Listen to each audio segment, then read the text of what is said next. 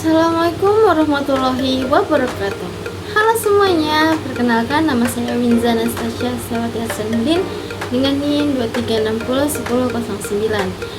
Saya dari Prodi Manajemen Fakultas Ekonomi dan Bisnis Universitas Indonesia Timur. Di sini saya akan menjelaskan tentang otoritas Bank Indonesia sebagai nilai akhir atau nilai final dari mata kuliah Manajemen Perbankan. Selamat menyaksikan video saya ya.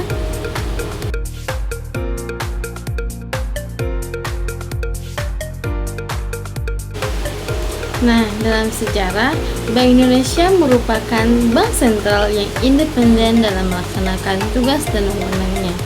Dimulai ketika sebuah undang-undang baru, yaitu Undang-Undang Nomor 23 Tahun 1995 tentang Bank Indonesia, sebagaimana telah beberapa kali diubah terakhir dengan Undang-Undang Nomor 4 Tahun 2023 tentang pengembangan dan penguatan sektor keuangan.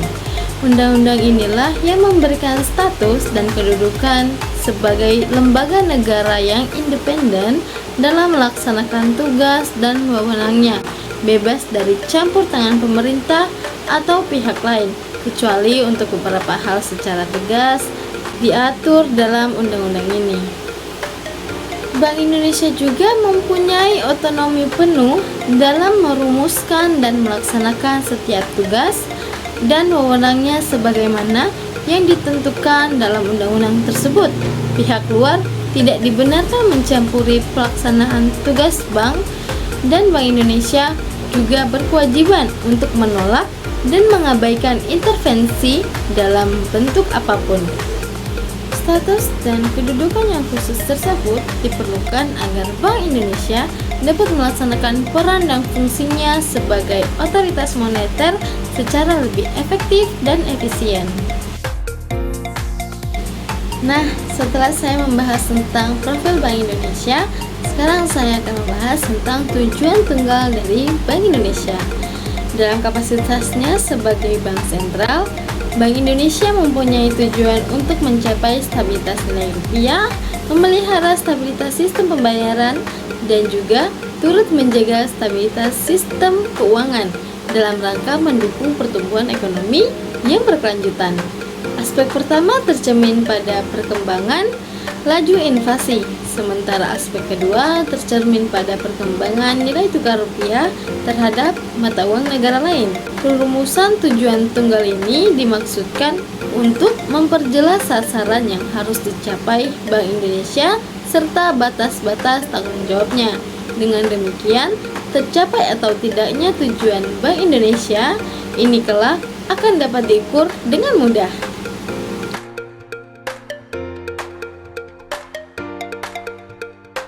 Setelah kita membahas tentang tugas tunggal dari Bank Indonesia, sekarang saya akan membahas tentang tugas utama Bank Indonesia yang super penting buat negara kita. Penasaran kan? Jadi gini, Bank Indonesia itu mempunyai 3 pilar utama yang saling terhubung. Yang pertama itu menetapkan dan melaksanakan kebijakan moneter. Yang kedua, mengukur dan menjaga pelancaran sistem pembayaran, dan yang terakhir, stabilitas sistem keuangan. Bank Indonesia berkomitmen untuk senantiasa mencapai dan memelihara kestabilan nilai rupiah melalui pengelolaan bidang moneter, sistem pembayaran, dan stabilitas sistem keuangan. Pengelolaan ketiga bidang tersebut diimplementasikan melalui kebijakan yang dikeluarkan oleh Bank Indonesia dan dioperasikan melalui berbagai instrumen yang sesuai dengan bidang tugas terkait. Mau tahu lebih detail gimana sih Bank Indonesia mengatur ekonomi negara kita? Tenang, aku bakal jelasin dan dijamin kamu makin paham. Mari kita bahas satu-satu ya. Yang pertama, tujuan kebijakan moneter. Tujuan utama kebijakan moneter yang dilaksanakan oleh Bank Indonesia adalah untuk mencapai stabilitas nilai rupiah, memelihara stabilitas sistem pembayaran, serta turut menjaga sistem keuangan guna mendukung pertumbuhan ekonomi yang berkelanjutan.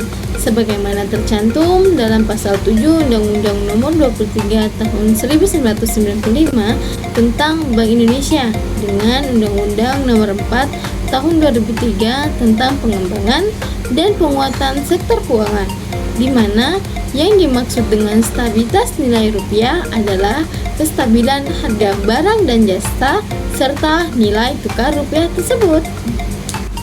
Nah, agar teman-teman lebih paham lagi, coba simak video berikut ini baik-baik.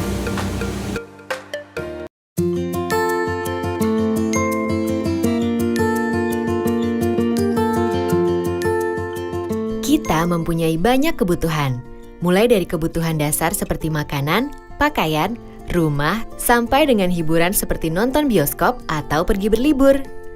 Untuk bisa memenuhi berbagai kebutuhan tersebut, kita memerlukan uang. Tentunya kita menginginkan supaya uang yang digunakan nilainya bisa stabil. Coba bayangkan apabila uang yang kita gunakan nilainya berubah-ubah atau bergejolak. Contoh ekstrimnya, hari ini untuk berbelanja kebutuhan bulanan, kita harus mengeluarkan uang Rp500.000. Tiba-tiba bulan depan ketika kita belanja bulanan lagi dengan jumlah barang yang sama, harganya naik jadi 2 kali lipat. Dengan uang yang ada saat ini, kita hanya mendapatkan setengah dari kebutuhan bulanan kita. Artinya, nilai uang kita telah berkurang separuhnya. Kenaikan harga yang berlebihan dan terjadi dalam waktu singkat seperti ini akan membuat kehidupan masyarakat menjadi semakin sulit. Fenomena kenaikan harga berbagai barang dan jasa secara terus-menerus disebut inflasi. Perekonomian pada dasarnya membutuhkan inflasi dalam tingkat tertentu dan wajar untuk dapat tumbuh. Namun, inflasi yang terjadi secara berlebihan akan sangat merugikan kehidupan kita sehari-hari. Jadi memang terbukti sangat penting kan untuk menjaga stabilitas harga atau nilai rupiah kita. Lalu, siapa yang bertugas menjaga dan memelihara kestabilan harga di Indonesia? Nah, ini adalah tugas dari Bank Indonesia sebagai bank sentral. Bank Indonesia bertugas untuk melaksanakan kebijakan moneter yang salah satu bentuknya adalah menjaga kestabilan harga. Dengan kata lain, BI berusaha menjaga tingkat inflasi berada dalam target yang ditetapkan oleh pemerintah setelah berkoordinasi dengan BI. Untuk tahun 2015, 2016, dan 2017, target inflasi masing-masing ditetapkan sebesar 4 plus minus 1%, sedangkan tahun 2018 sebesar 3,5 plus minus 1%. Nah, bagaimana cara BI untuk mencapai target inflasi tersebut? BI memiliki beberapa instrumen kebijakan moneter yang dapat digunakan. Tapi yang paling penting dan sering digunakan adalah suku bunga kebijakan BI atau biasa disebut BI Rate. Keputusan menentukan tingkat BI Rate dilakukan oleh Rapat Dewan Gubernur Bank Indonesia. Pengambilan keputusan terutama didasari oleh prospek pencapaian inflasi dan kisaran targetnya. Penentuan tingkat BI Rate ini akan mempengaruhi ekonomi dan inflasi di masyarakat. Apabila Rapat Dewan Gubernur BI melihat indikasi resiko meningkat dalam perekonomian, seperti jumlah uang beredar terlalu banyak, defisit transaksi berjalan membesar, utang luar negeri naik, tekanan inflasi ke depan diperkirakan lebih tinggi dalam kisaran targetnya, dan resiko faktor-faktor lain yang penting, maka BI akan menaikkan suku bunga BI Rate untuk mengendalikan resiko inflasi tersebut dan menjaga ekspektasi masyarakat. Di sisi lain, bila BI memandang tekanan inflasi ke depan terjaga, uang beredar cukup dalam perekonomian, serta resiko ekonomi terjaga, BI Rate dapat diturunkan. Namun kita juga perlu tahu bahwa inflasi di Indonesia juga dapat ditentukan oleh faktor lain, yaitu harga bahan makanan atau volatile food, dan harga barang akibat kebijakan atau administered price. BI juga menjaga inflasi di daerah tetap stabil.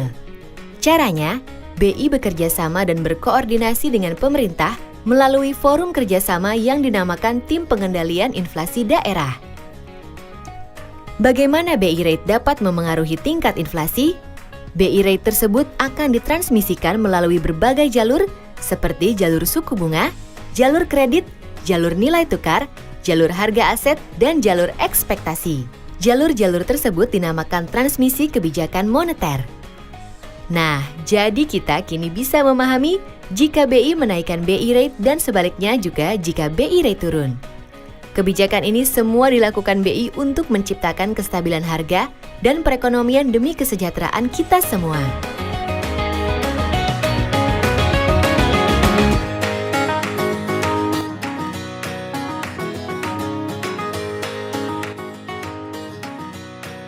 Gimana? Sekarang teman-teman sudah makin paham kan? Kalau begitu, kita akan lanjut ke pembahasan selanjutnya. Yang kedua, ada stabilitas sistem keuangan, di mana itu adalah kondisi sistem keuangan yang berfungsi secara efektif dan efisien, serta mampu bertahan dari gejolak yang bersumber dari dalam negeri dan luar negeri. Dan terjaganya sistem keuangan, fungsi intermediasi, dan layanan jasa keuangan lainnya di sistem keuangan dapat berjalan secara optimal untuk berkontribusi pada pertumbuhan perekonomian nasional. Oleh karena itu, sangat penting untuk menjaga stabilitas perekonomian.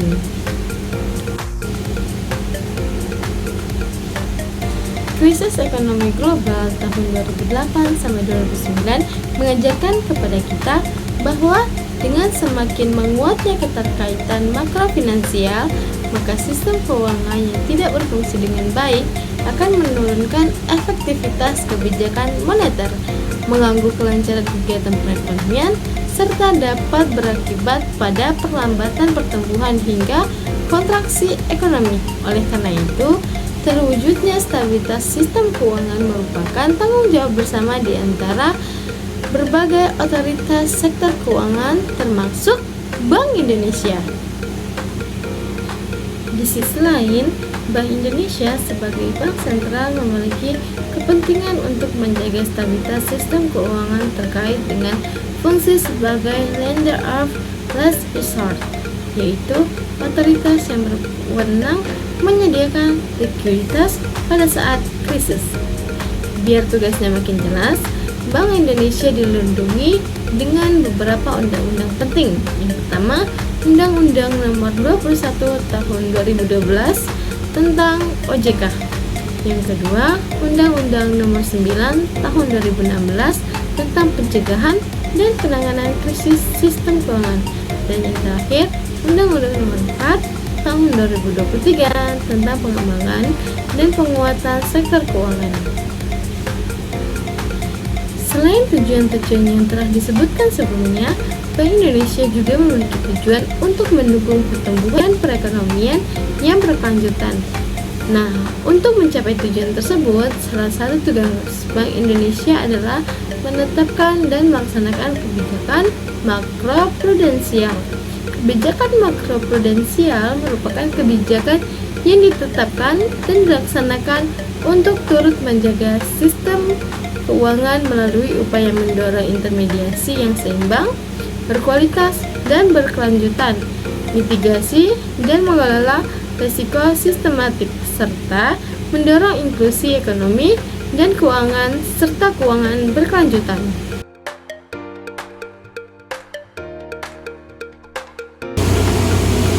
Selanjutnya kita masuk pada fungsi utama yang terakhir, yaitu sistem pembayaran dan pengelolaan uang rupiah. Apa sih itu sistem pembayaran? Pernah nggak sih kalian mikirin gimana cara uang bisa berpindah dari satu rekening ke rekening lain? Nah, ini nih yang dinamakan dengan sistem pembayaran. Simpelnya, sistem pembayaran itu merupakan seperangkat aturan atau cara yang memungkinkan kita memindahkan uang dengan aman.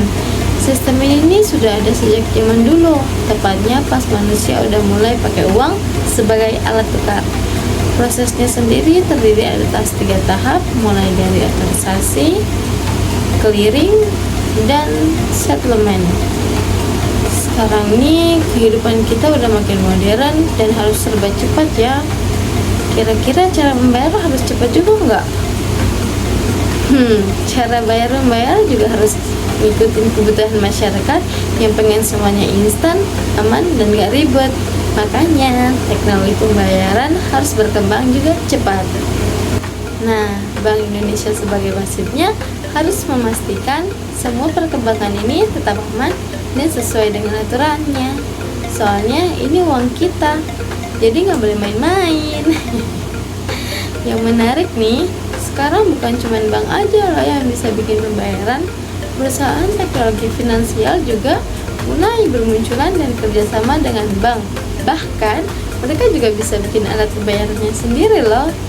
Jadi intinya sistem pembayaran di Indonesia lagi fokus sama pengembangan lewat teknologi. Targetnya sih biar bisa transaksi kita semua makin gampang, cepat, dan yang pasti tetap aman. Tapi kalian tahu gak sih, sekarang Indonesia tuh lagi serius banget ngatur sistem pembayaran digitalnya. Bank Indonesia udah nyiapin blueprint khusus nih sampai tahun 2025. Jadi gini, sekarang kan hampir semuanya serba digital, mulai dari belanja online, bayar-bayar tagihan, bahkan kita bisa ngirim uang loh sama teman lewat ponsel doang. Cepat sih, cuman harus tetap hati-hati. Nah, makanya itu Bank Indonesia ngeliat ini tuh dari dua sisi, dari sisi baiknya dan sisi tantangannya. Dari sisi baiknya, semuanya jadi lebih cepat, gampang, dan bahkan orang bisa mengaksesnya dengan gampang. Tapi dari tantangannya, masalah keamanan data, resiko, dan kemungkinan bank tradisional jadi ketinggalan zaman deh. Makanya itu, Bank Indonesia bikin blueprint yang keren banget, yang terdiri dengan 5 visi rencana besarnya. Yang pertama, pengen bikin ekonomi digital Indonesia yang kompak dan teratur, biar semua orang bisa pakai sistem keuangannya dengan aman. Yang kedua, mendorong bank menjadi lebih digital dan modern, pakai teknologi yang canggih dong. Dan yang ketiga, mengatur hubungan antara fintech dan bank biar sama-sama saling melengkapi, bukan malah saingan. Yang keempat, memastikan keseimbangan antara inovasi baru sama keamanan konsumen. Jadi, tetap boleh kreatif, tapi harus aman ya. Dan yang terakhir dan paling penting, jagain kepentingan Indonesia di dunia digital. Semua transaksi di dalam negeri harus berproses di Indonesia.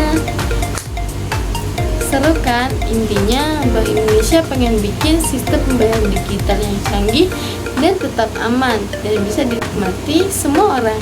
Jadi kita nggak perlu khawatir lagi deh kalau mau bertransaksi.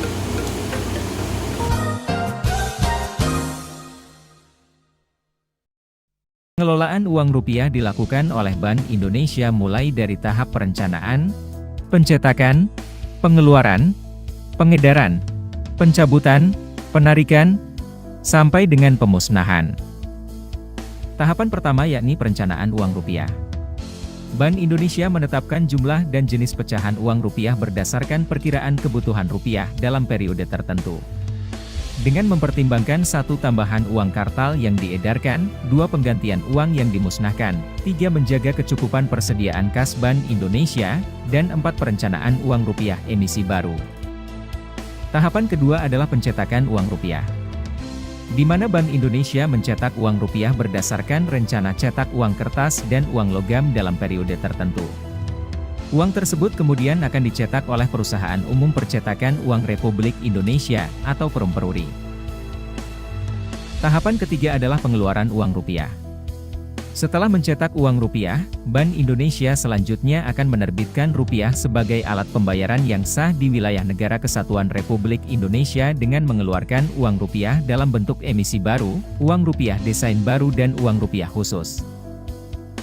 Tahapan keempat adalah mengedarkan, mendistribusikan uang rupiah ke seluruh pelosok negeri. Kegiatan pengedaran uang rupiah mencakup distribusi uang rupiah dan layanan kas. Distribusi uang dilakukan untuk memenuhi kebutuhan kas di seluruh wilayah kerja Bank Indonesia. Sedangkan layanan kas bertujuan untuk memenuhi kebutuhan masyarakat melalui penarikan dan penyetoran perbankan. Tahapan kelima, pihak BI akan melakukan pencabutan, penarikan uang rupiah dengan kriteria-kriteria tertentu, seperti apabila masa edar pecahan terlalu lama dan adanya perkembangan teknologi unsur pengaman pada uang.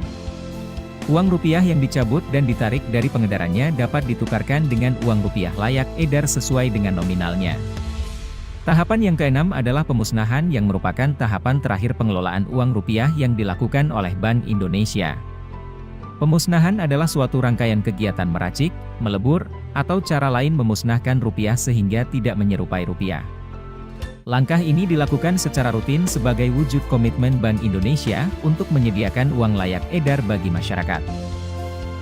Nah, itulah proses pengelolaan uang rupiah yang dilakukan oleh Bank Indonesia sehingga uang bisa beredar dan digunakan oleh masyarakat. Maka penting bagi kita untuk menjaga uang rupiah.